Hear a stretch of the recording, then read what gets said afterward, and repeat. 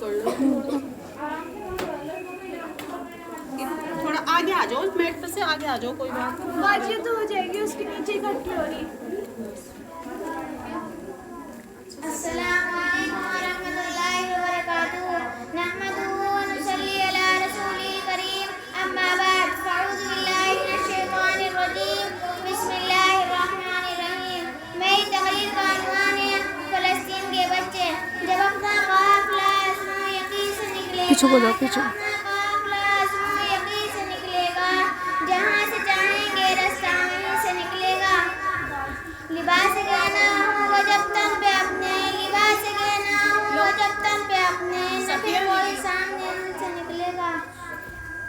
जो बांटेगा आलम में रोशनी अपनी, जो बांटेगा आलम में रोशनी अपनी, मुझे यकीन है कि वो आफ्ताब इसी ज़मीन से निकलेगा।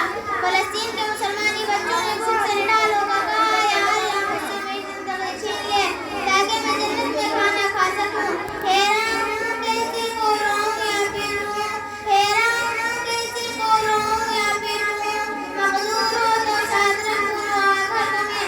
जनाब अली मुझे सुल्ह ख्याल के लिए बुलाया गया और सारे ख्याल का मौका दिया गया ताकि मैं ख्याल के शेर को बयान कर सकूं।